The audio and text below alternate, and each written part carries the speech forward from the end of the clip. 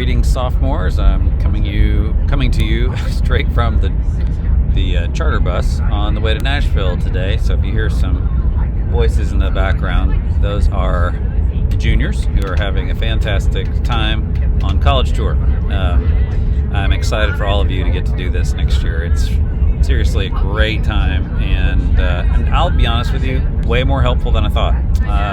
Just got back from University of Alabama today.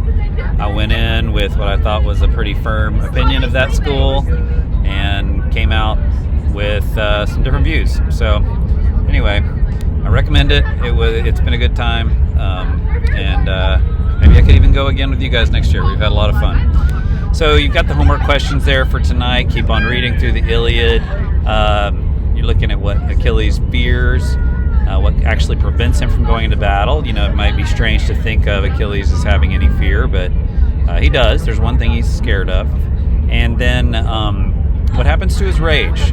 Look at the moment where something particular happens, and he mentions his own rage in the chapter. And then finally, just be comparing Achilles and Patroclus. They both have Aristeia moments. They both have an episode where they, rise to their excellence, but they're different qualities for sure. So, for example, you notice that Patroclus doesn't have any direct contact with a god or goddess, and Achilles will have such contact. So look for points like that where you can notice either a similarity or a difference. And today's class is going to be focused just on what's called an epic simile, and it's going to be followed by a quick project that's going to involve the article that you brought from home, which was worth 5 points, okay? So, before I get started, let's talk a little bit more business. There's the essay coming up on September 24th. That's going to be the same essay as previous, though I'm going to ask you to put at least 2 textual citations into your essay this time. So they'll need to be brief, and you'll have a primary and a secondary one. But more on that later. Just for now, I want you to have the question in front of you so that you know what's coming. Okay, I'm asking you to discuss war's effect on the human soul. The 2 kind of competing views might be that it's either a theater for excellence or a quagmire of corruption. And I want you to keep those questions in mind because the next chapters in the book are relevant, and they're going to have a lot of interesting points for you to consider. So think of it this way. It's like if the Iliad is Homer's viewpoint on war and its effect on people, then what is his viewpoint? Now, I'm not asking you to do a creative assignment here. I really am just sort of thinking, like, as we read the Iliad, what is the message you're getting out of it? What's the theme you're hearing from it in regard to war's effect on people, on the human soul? And then for tomorrow, tomorrow I'll have a short video for you, and it'll actually be relevant to the question. But also I'm going to give you some time to finish that Ekphrasis poem off. It's only 10 lines, so hopefully you can do most of it in class tomorrow. Your homework did state that you to start on it tonight. That is optional. You do not have to write it tonight at home. You can just work on the reading. But take a good hard look at the object you want to write about tonight. I do want you to really think about it. I want you to keep it a secret. I want you to keep it hidden because part of the fun is that we'll have you read the poem on Friday and then unveil to the rest of us what it was always about. And that always ends up being kind of interesting to hear the poem first and then to see the object. So don't tell your friends what it is, don't bring a picture, but do take a good hard look at it so that in your memory you possibly have a vision of what it looks like. And tomorrow in class you'll have some time to work on that poem. And then when I get back on Friday, we'll have some fun sharing those and the project you'll be working on today, which has to do with another important literary feature of the Iliad called the epic simile. Okay, epic simile, sometimes called the Homeric simile as well. You know similes pretty well. They are comparative figures of speech, often using the words like or as. Please note that many similes do not use those words, and especially Homer. He almost never uses like or as. The difference really between a metaphor and a simile is that with a simile, the writer actually cues the reader in that it is clues the reader in that there's a descriptive comparison going on. Okay, in a metaphor, there's no such clue. It's just stated, and the reader has to kind of infer that the writer isn't being literal, because that's the way a metaphor works. The actual words in a metaphor. If I say God is a consuming fire, I don't literally mean that he is like, the combustion of organic materials. I mean that he has characteristics of a consuming fire, right? So that's the difference between a metaphor and a simile, and we're focusing on simile. The nice thing about the Iliad that we're reading is that the editors have formatted it such that it... Okay, sorry, the whole bus just said hello to a friend through FaceTime or something. What I was saying is that the edition of the Iliad we have makes recognizing these similes very easy. They're always italicized like this, and you can spot them pretty easily. And that is going to help us understand a little bit more about Homer's use of these similes and what he's aiming to do with them. So take a look, for example, at the first book of the Iliad. Now I'm going to scan through it super quick, but as I do, I want you to watch for all the similes that occur in the first book of the Iliad. You ready? Here it goes. Alright, so by now you're already noticing that there aren't any, right? Okay?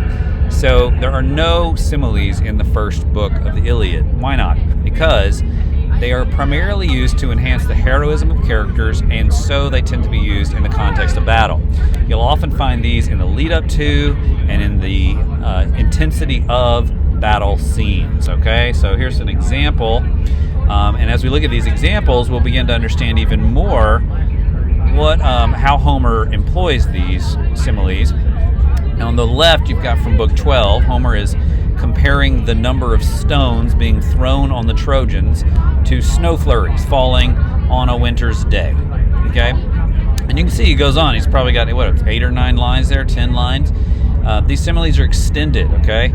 Sometimes they're called extended similes too in later writings like John Milton in the modern era, On the right you have book 19. This is Achilles gearing up for battle, and you can see the simile down there where Homer is comparing his armor and the reflection of light on it to a fire that is lighting up a darkened wood, okay?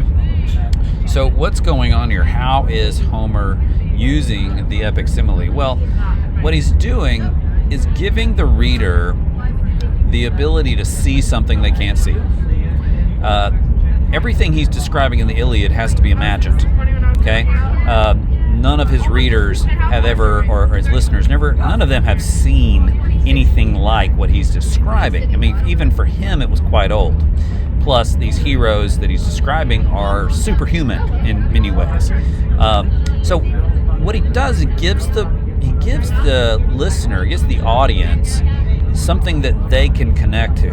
In other words, he's taking something that must be imagined and describing it by something that could be remembered. In other words, he's taking the strange or the foreign, something that no one in his audience would be able to see with their mind's eye immediately, and he's comparing it to something familiar, something they could see right away, something that everyone in his audience had seen. So tomorrow I'm going to have you, later today, I'm going to have you writing some similes. The point is to take something that is trying to be imagined and compare it to something that's very familiar, something that's very easy to see.